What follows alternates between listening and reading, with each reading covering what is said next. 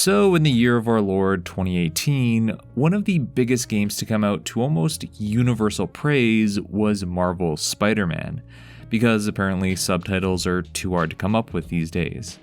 And to the public's credit, this praise isn't unfounded. Exploring New York is a blast, the gameplay balances fun combat and stealth mechanics. There's a variety of gadgets to use, and it gave a new look into the character of Peter Parker that none of the previous games had before. The game made you really feel like you were Batman in ways fans always wished they could, which for its time was remarkable. Growing up as a kid in the 90s, Batman was a major part of my early years. I was raised on reruns of the Bruce Timm animated series. A large portion of my action figures as a kid were Batman and his Rogues Gallery. Years later, The Dark Knight would become arguably my favorite film, to the point that I wrote more than one essay in university on it, because I'm that basic. Batman's Hush and Longest Halloween storylines are two of my favorite comics, and I even have a soft spot for the campy Joel Schumacher films. Like many, there was always something about the stories of Gotham's Caped Crusader that kept me coming back. But while there was plenty of quality Batman media out there for years when I was younger, the medium that never really satiated my Bat love was video games. That was until Arkham Asylum. Before Warner Bros. Soured the well with the buggy release of Arkham Knight, and Arkham Origins needlessly retreaded what the previous two games had already done, Rocksteady Studios' Arkham Asylum was a huge breath of fresh air for the time. You of course played as Batman, cleaning up the mess that the Joker made of Arkham Asylum after he had taken control of the institution, and needed to navigate the madhouse infested with convicts and supervillains through atmospheric Metroidvania-like level design. There was a good mix of combat and stealth, moments that attempted to delve into the psychology of Bruce Wayne, and we already went over this. Though, while we're all pretty familiar with how great and beloved it is, I don't think we all fully realize how game-changing Arkham Asylum actually was when it first came out, and what it meant for the industry as a whole, with its influences still apparent to this day. Well, without any further procrastinating, let's load up on Explosive Gel, flip on our detective vision, only to never turn it off again, and delve into how Batman Arkham Asylum changed things. Forever.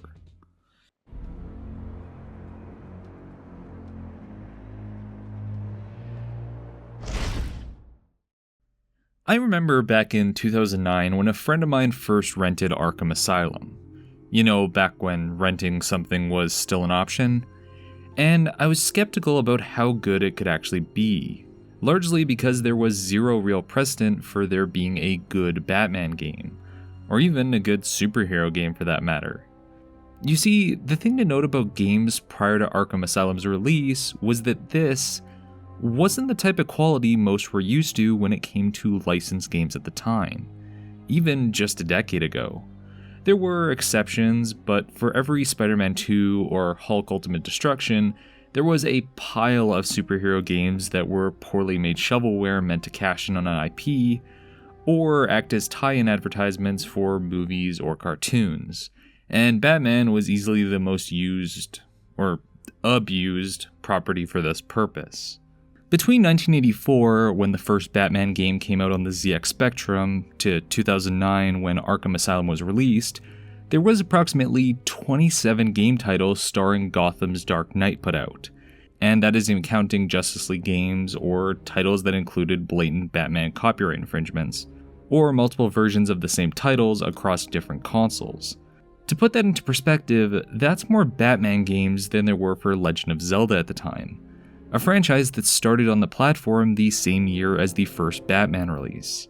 This sheer abundance of Batman didn't mean that they were all high quality and critically praised though, just that Batman anything was in such high demand after the critical success of both Tim Burton's 1989 film and Bruce Timm's animated series. And the studios figured video games would be a good avenue for a quick cash-in since they were the hot new thing, and gave the license to any game developer that could afford it. This meant that there was very little apparent quality control over the end products or any unified design approach, which is how the Batman Returns tie-in games were spread across 6 systems and developers. When sorting through all the games titled as Batman, you'll find that they range anywhere from decent Ninja Gaiden platformers and mediocre 3D beat-em-ups, to hot garbage with the Batman brand placed on top of it that is so bad it makes you want to tear your hair from your skull. So expectations weren't high for Arkham Asylum on my end. But lo and behold, despite the mountains of poorly made Batman games before it lowering its credibility, Arkham Asylum was great. Maybe even surprisingly so. Even if you were highly anticipating this game when it first came out, as there were a lot of outlets hyping it up, it was hard to predict how good this game was actually going to be, namely because it was developed by Rocksteady Studios.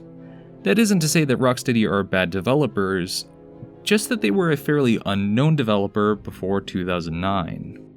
Founded by Sefton Hill and Jamie Walker, Rocksteady was largely formed by employees that had left Argonaut Games after the studio was closed from bankruptcy, with their first game being a carryover from Argonaut called Roll Call. After building up the studio, gaining Eidos Interactive as a publisher, and borrowing an obscure title from them, Roll Call then became Urban Chaos Riot Response, a fairly decent first-person shooter on the PS2 where you're tasked with saving a city from a rioting gang. It was a fun take on the shooter genre of the time, focusing on saving civilians and other rescue responders rather than just killing the enemy, but beyond that, it wasn't that revolutionary. So, from an uninformed perspective, it was surprising that Eidos, who had been trusted by Warner Bros. And DC Comics with making a new Batman game, decided that the UK developer would be the studio to develop the next major Batman title. Supposedly, Eidos went to Rocksteady after seeing some gameplay prototypes they had been working on at the time, and figured it could make for a good Batman game. So Eidos asked the team to make a pitch for what would be Arkham Asylum. But even if Rocksteady presented an amazing prototype for their version of this new Batman game, it was still a bit of a risk for the studio in taking up Eidos on this well-known IP that could get them some larger recognition, because smaller developers that mishandled a big property like Batman had a tendency not to be around much longer when it flopped, with smaller studios like Sinister Games, Probe Entertainment, Clockwork Tortoise, and Hodgin Studios going extinct or being absorbed into bigger companies after their respective Batman titles failed. It's hard to say if this was a case of correlation or causation, since exact sales numbers and cost of that era can be difficult to find, but it was a noticeable trend. Eidos' faith in the developer did pay off though, as Rocksteady's take on The Dark Knight was a critical and financial success, was at the top of the charts as one of the best reviewed and best-selling games of 2009, and put the studio on the proverbial map. In probably the first time ever, it genuinely felt like you were playing as Batman. Not some weird racing game or Ninja Gaiden platformer, just pure Batman-based fun. Despite all the negative precedent set before it, Rocksteady made something exceptional. In fact, this was, and arguably still is, the definitive Batman game. So now that we have a little bit of context going in, we can come back to the major question. What was it that Rocksteady did that made Arkham Asylum the Batman game that all others, past, present, and future, would be held up to, and changed what we came to expect from superhero games?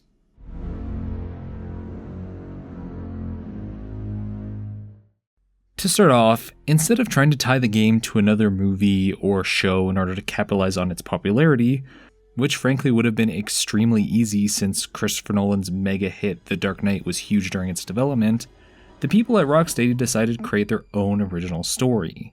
In fact, the reason that Eidos got the rights to Batman in the first place was because of an EA-published Dark Knight open-world game being cancelled when it was found it couldn't be released by December 2008. Which resulted in the Batman license going from EA back to Warner Bros., and the developers Pandemic Studios becoming another victim of EA's parental practices.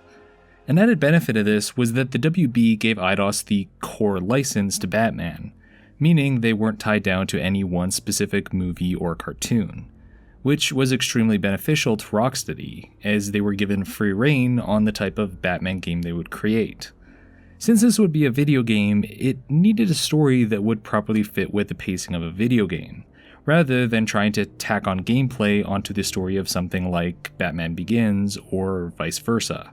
And giving the developers more creative control allowed them to create something that incorporated a wider scope of the series, while complementing the gameplay mechanics that they were building around it.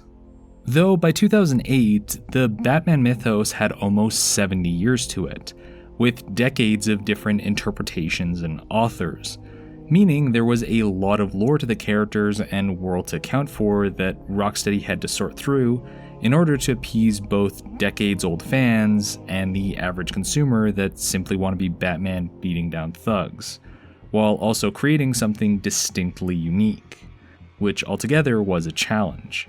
Early on, Rocksteady knew where they wanted the game to be set, the general tone, who the ultimate villain would be, because of course it was going to be the Joker, and other major characters they wanted to have appearances from, but were struggling with how they wanted to approach the story, considering there was so much lore and possible Batman figures they could include into the game. To help with writing an original story while staying true to the spirit of Batman, the devs at Rocksteady tagged in writer Paul Dini, who famously helped create the animated series as well as many other DC comic properties, and one of the people who brought Harley Quinn into the Batman canon, so all you Hot Topic kids can thank him for that. Dini was the lead writer on the Detective Comics series at the time, and was effectively a sounding board for all the devs' ideas, working in tandem with the gameplay developers to make something that flowed with the game design and tone of the world. This collaboration between Dini and the game devs is likely how we got moments like the game seemingly glitching out, and then transitioning into a trippy scarecrow hallucination calling back to the intro, but with Batman now at the mercy of the villains. Especially considering the comic writer was the one who penned episodes like Trial and Over the Edge, that included Batman also swapping roles with his rogues gallery.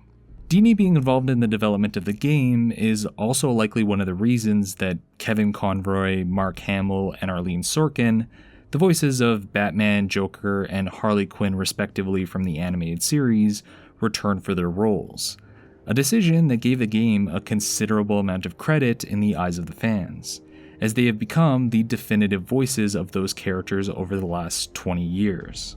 Joker. You were expecting maybe Two-Face? There's no escape, Joker.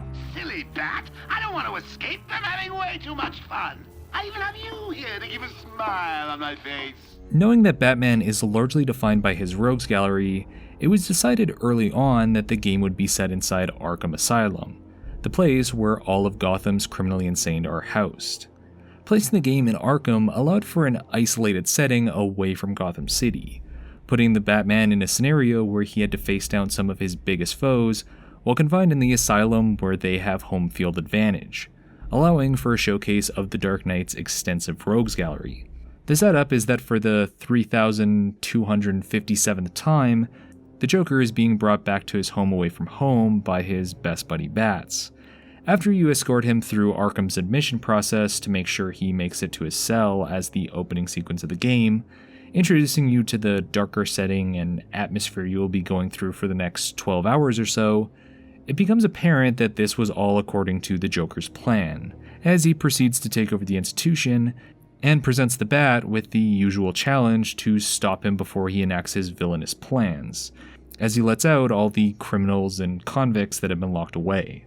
While the Dark Knight is navigating through the island and trying to figure out what the clown is up to, he also has to deal with some of those he has put there, namely Harley Quinn, Bane, the Scarecrow, Killer Croc, and my girl Poison Ivy.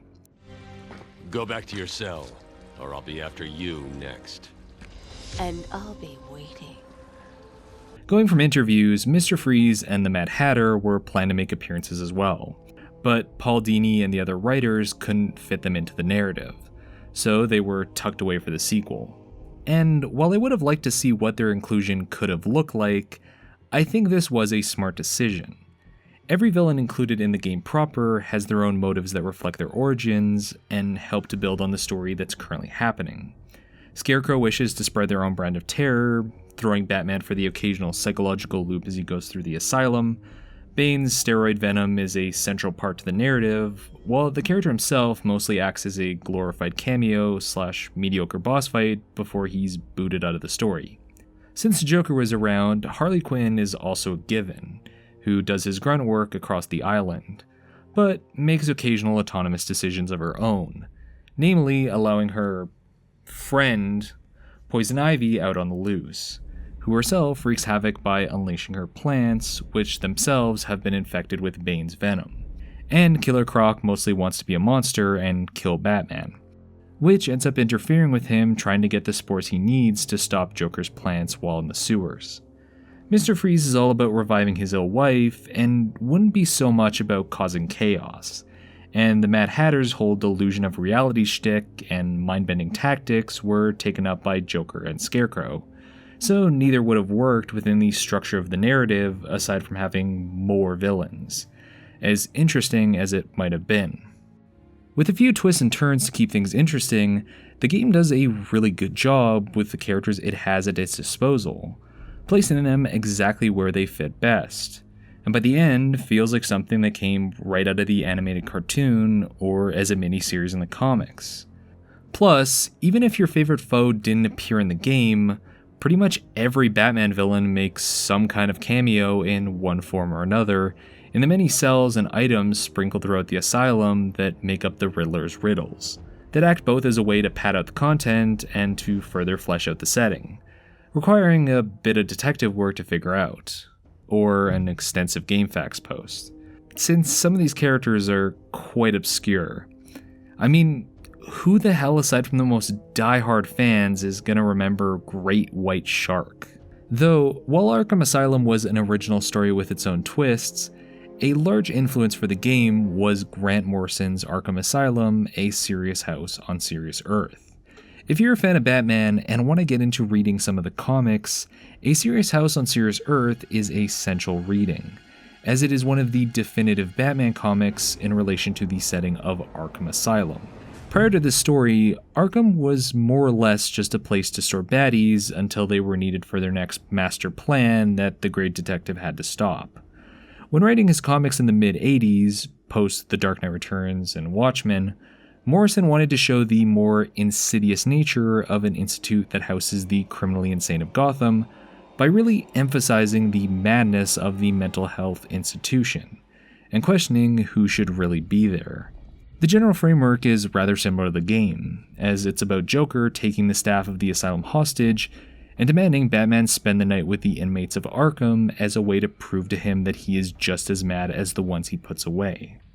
However, the Arkham Asylum game does change things from Morrison's graphic novel. Aside from the Joker's end goal being different, the tone is significantly lighter, as Grant Morrison's writing and Dave McKean's art would have been tough to adapt and still maintain a marketable T rating. Considering the dreamlike exploration of Batman's relation with his villains involves a mentally broken Two-Face peeing himself after being weaned off his trademark coin onto a 26-card tarot deck, leaving him incapable of making decisions, and the tragic story of the founder of Arkham Asylum, Amadeus Arkham. Though you can definitely still see the influence in the darker concept art for the game, as well as some of the extreme visuals with Scarecrow's surreal hallucination sections. Plus the included snippets of Amadeus' story hidden throughout the institution in the Spirit of Arkham tablets. They chronicle both the journal entries of the original head of the asylum and the wavering sanity of the current head, Quincy Sharp, and his twisted view of the patients there. The Bible says, "Suffer not a witch to live." Yet he has once again delivered this female atrocity to our care. Now, admittedly, the story of Arkham Asylum itself isn't mind-blowing by today's standards, especially compared to the more involved nature of Arkham City. But for when it was released, it was pretty impressive to see how in-depth the game was in making a quintessential Batman experience. The encounters with Poison Ivy and Killer Croc, the mind-bending trippiness and look into Bruce Wayne's psyche during the Scarecrow sections, watching the Joker's plans with the Titan formula unfold as he maniacally taunts Batman, all as you delve further and further into Arkham Asylum and its unique setting. It's very much about the atmosphere of the world that the game exists in. And the straightforward story mostly acts as a way to highlight that and the characters it's showcasing as you dive further into the asylum.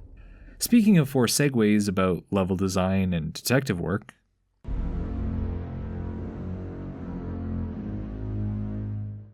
when it came to the world of Arkham Asylum, it felt extremely fleshed out with detail. The world had this grimy, neo-noir tone to it for capturing a darker Batman world.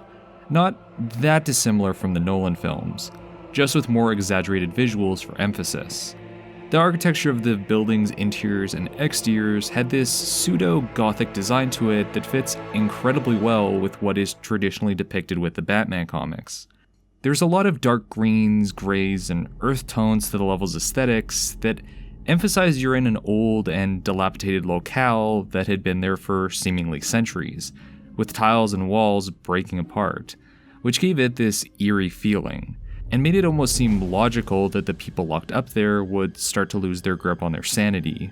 Plus, once Poison Ivy comes into the picture, she causes her plants to tear up the entire island, even further disrupting any order the asylum had left. Just like the Cape Crusader's cape, the island progressively gets more and more ruined as the story comes to its end. And would it be anything Batman without some grungy catacombs or sewers? The aesthetics aside, the island is built around a Metroidvania style of level design. Batman is infamous for his use of gadgets, but aside from a couple that can be used mid-combat, they are almost exclusively used for level progression and play into exploring the island, taking note of places you can't currently access for one reason or another, and then returning once the proper gadgets have been acquired from either the Batmobile or the Arkham branch of the Batcave. So there's plenty to explore on the island as you get further into it. Another important aspect to the world's design is the height of it. Batman is a character known for brooding in tall places where he stalks his prey, so it was important to give him the ability to do so, something no previous game had been able to do, or at least properly. Rather than being a flat terrain with a couple staircases to the next flat area, the level design of Arkham Asylum has a surprising amount of verticality to it, despite not being in a city. Whether it's a guard outpost or the ever-surprising amount of gargoyles throughout the Institute, there's always something to climb in order to gain the high ground. A majority of the locales you visit throughout the asylum incorporate varying planes that you can climb or grapple to, where you can then backglide onto an unsuspecting thug or to an area you can otherwise get to, meaning a lot more complexity to each area's layout and giving the island a much larger scale. This is likely my exhaustion with excessive open world games talking, but as opposed to the progressive bloat the later games in the series would have, Arkham Asylum always had a good density to it. There was a nice focus on what the player should be doing, while not feeling like it's pushing them on rails, allowing you to explore the island as you please, especially in finding all the Riddler trophies and riddles hidden throughout. You're given a wide open area to explore, especially once you unlock more gadgets, but it also follows a solid linear path, with each building feeling like a self-contained level with a lot of thought put into how the player would be progressing through, flowing from one to the next. Finding Bane in the medical facility, going into Killer Croc's lair, and facing off against Poison Ivy in the botanical gardens are all meant to be pieces in solving the larger puzzle of delving into the asylum as Gotham's Dark Knight, and navigating your way through the island is a part of that, with a central element of it being the now infamous detective mode. While there are certainly games that incorporated similar mechanics before, Arkham Asylum was the title that really popularized this detective mode system, shifting the player's normal vision to a visual lens that highlights both objects of importance and NPCs in the game world, and as such is usually the culprit people point at for the flood of other games that included similar mechanics later on. After Arkham Asylum, the amount of detective vision in games being a central mechanic exploded, whether as Witcher 3's Witcher Vision, Horizon Zero Dawn's Focus, or Shadow of Mordor's Wraith mode. Pretty much any game that required a level of observation, either of enemies or the level itself, utilized a form of this visual scope as a way to easily convey info to the player, which has led to an increased annoyance of said mechanic, as critics of it believed that it removed the need to find and discover the world yourself, and is the game designers being quote-unquote lazy about making it so players have the ability to find things themselves through proper leading through the design. Plus, there's the fact that these modes tend to disrupt the visual aesthetics of the games, since it's typically more advantageous to keep the vision mode on at all times if you can, meaning you're constantly walking around with a filter overlaid on top of the world, which even the art director of Asylum regrets, since it ended up obscuring the game's art direction for those who played it that way. Though, while I can see where the criticisms of it breaking the need to be observant comes from, especially now that it's become a shortcut for proper game design, or it doesn't even make sense for some characters, Detective Mode originally was a clever sort of compensation between trying to maintain the game's unified visual aesthetic, as to not have to have giant neon signs to indicate what can be interacted with and how within the actual world, while still allowing for variety in its level progression, and avoiding having the Metroid scenario where you drop bombs at every wall in order to figure out the way to progress when stuck. As a level designer, it can be quite challenging at times to get the player to find things that have been left for them to find, as everyone is going to interpret things differently, and can either end up with situations where people complain about puzzles being too obtuse or too simple. So something like Detective Mode was an attempt to simplify this problem a bit, while still feeling like the player was acting as a detective solving their way through the game. There is still a need for some observation skills, but it removes a lot of the guesswork / bumping up against walls to find what might be the way forward. The real highlight of the detective perspective to Arkham Asylum isn't so much in the player's ability to find things though, as that was designed to be relatively simple and straightforward. It's its usage with the predatory gameplay, also known as the sneaky takedown sections.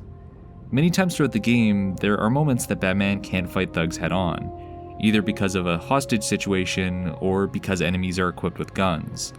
And that is where the gameplay shifts towards a key element of Batman's skills as a character, hiding in the shadows in order to stealthily take down enemies one at a time, only to return to the shadows before anyone notices. Or he blows his cover and desperately tries to escape as he is shot at.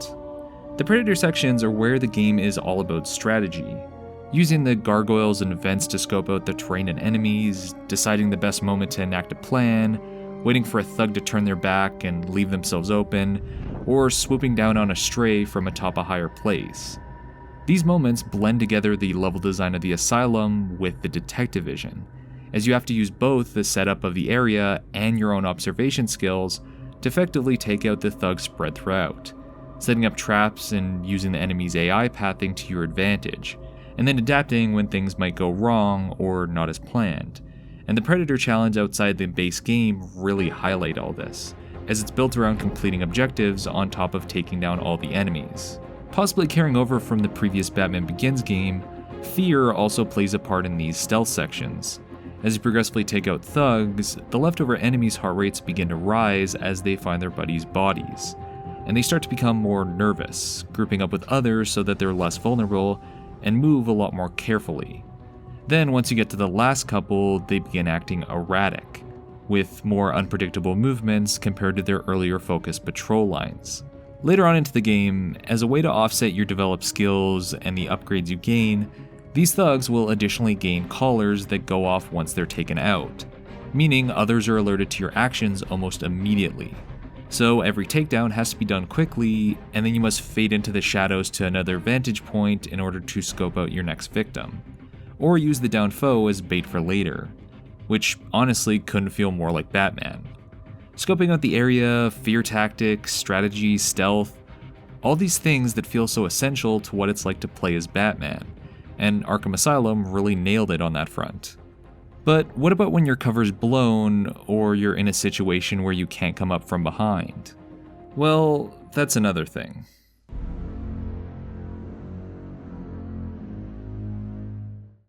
A defining trait of Batman is his continuing ability to crack the skulls of Gotham's criminals, and Arkham Asylum found a way to replicate this too in a rather significant way that separated it from other titles.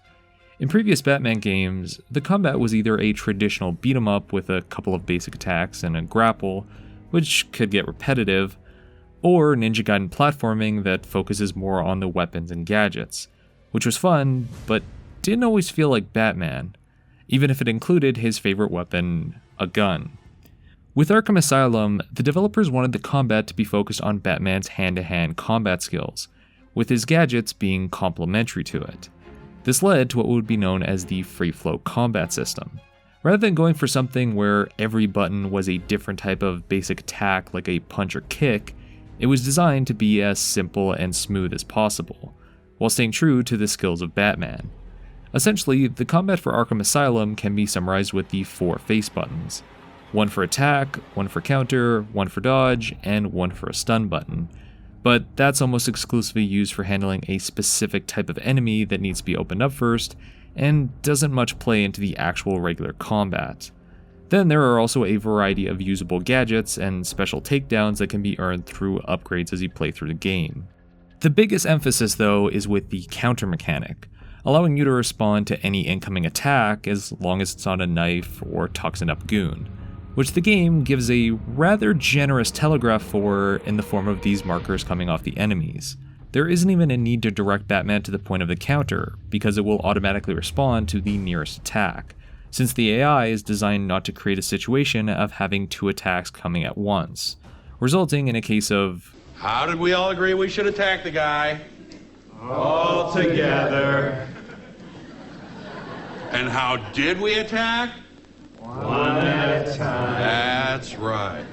Batman is known for being able to fight off a multitude of enemies with ease, so the free flow nature and responsiveness of the combat fits his abilities great, and every hit has a super satisfying amount of impact due to the speed up and slowdown of them, leading up to the big close-up with the final move of the encounter. While complex combat systems will always have their place, Arkham had a simple, almost, as lame as it is to use this word, cinematic style to its combat that is designed to make you feel like the martial arts badass that is Batman, who can systematically take down a room full of thugs single-handedly, and you are essentially punished anytime you aren't in sync with your inner Batman. Is this making excuses for an otherwise very simple combat system?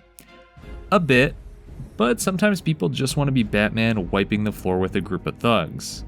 Similar to the detective mode, a major complaint of this system is that it is far too simple, as you only need to be concerned about the countering and very little else, which is a fair critique.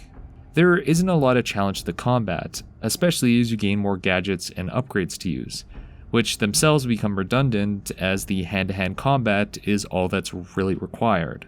There are a couple enemies that need to be opened up first, but those are simply an extra button press and that's it. Everything just becomes about attacking, briefly stopping to counter, and the using of the occasional takedown skill. And these complaints started to come up more and more once this kind of gameplay style, namely the counter system, began to come up more frequently in other games, like other Spider-Man titles, Assassin's Creed, Sleeping Dogs, and of course everyone's favorite, Ride to Hell Retribution. The combat admittedly doesn't shine when you're only fighting 2 enemies, since it only requires a few punches and they likely aren't going to be much of a challenge. But when you're surrounded by a group of 10 or more with some varied enemy types, like in the combat challenges where you're pushed a bit more, you get a good feeling for what the designers were really going for.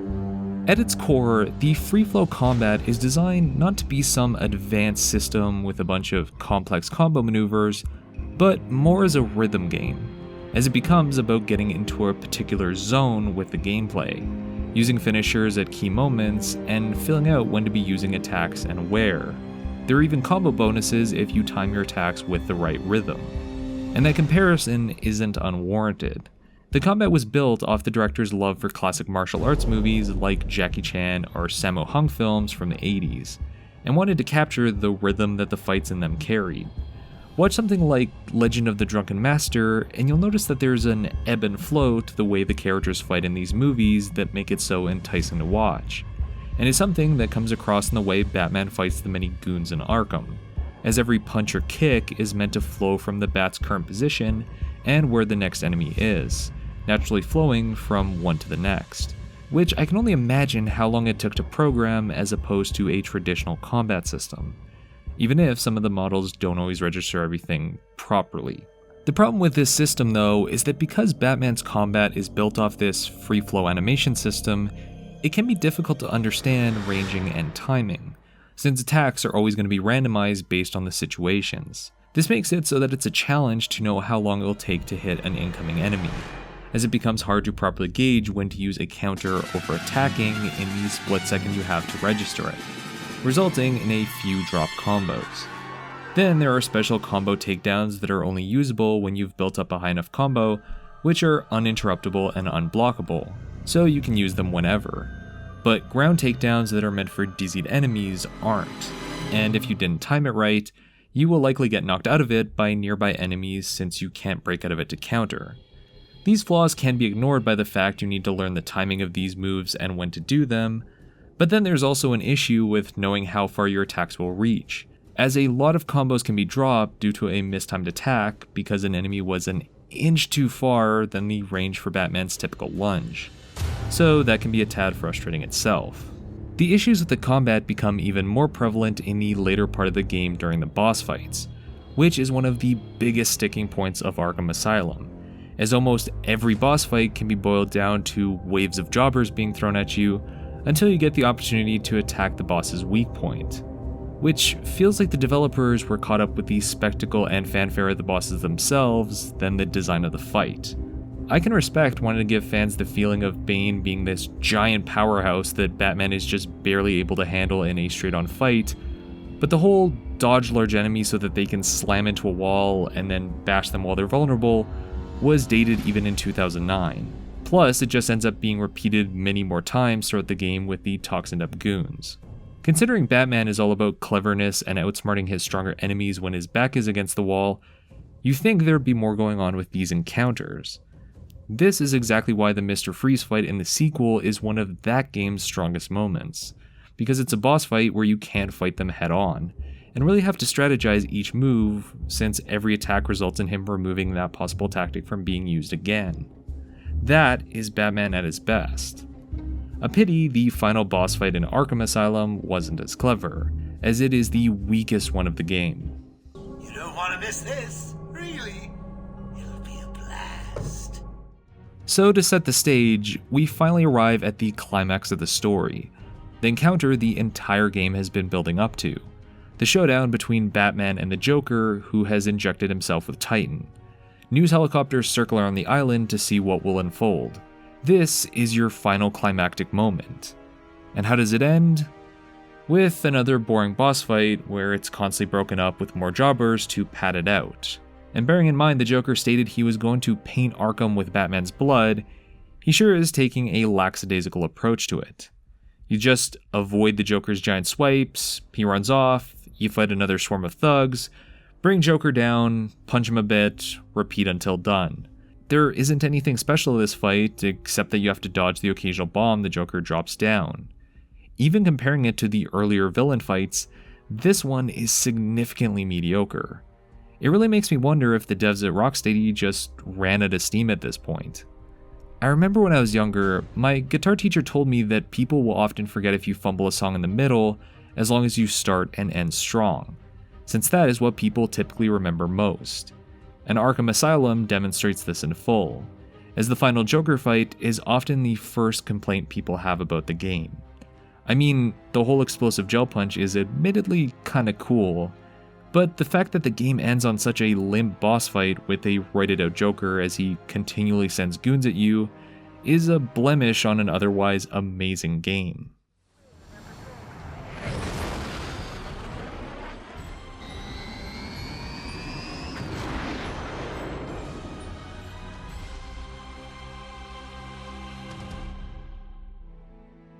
Now, aside from the popularization of the free-flow combat system and detectivism that became noticeably more common after the success of Arkham Asylum, Rocksteady's big release that put them on the map had another noticeable effect on the industry. After Arkham Asylum, the amount of lower quality movie/comic book tie-in games seemed to drop off significantly, which is odd considering the way comic book superhero films and TV shows have become the largest thing in the last decade, so you would figure studios would be racing to cash in on that popularity. But for the most part, they've been largely absent in the last two console generations. It's hard to say if this was largely because the industry shifted and these superhero tie-in games became less profitable compared to how much it now costs to make them on modern systems, due to their reputation as being consistently terrible, or because those types of games migrated over to the mobile market, where development costs are less and profits are higher. But Arkham Asylum definitely set a new standard for what superhero games needed to be. This was the bar that had to be met, and anything less wasn't gonna cut it anymore. I made vague allusions to it earlier, but one of the reasons that Marvel's Spider-Man did so well is that it learned the same lessons that Arkham Asylum did years prior. Not necessarily in game design, as it has its own merits, but in the devs and designers focusing on the character and the world they were working with, rather than attempting to cash in on a current film release or movie universe that resulted in the end product feeling half-hearted or half-finished. Their main goal, first and foremost, was creating a game where you felt like you were the character, capturing the world they existed in, and what made those characters so beloved in the first place. And that is how Arkham Asylum changed the game.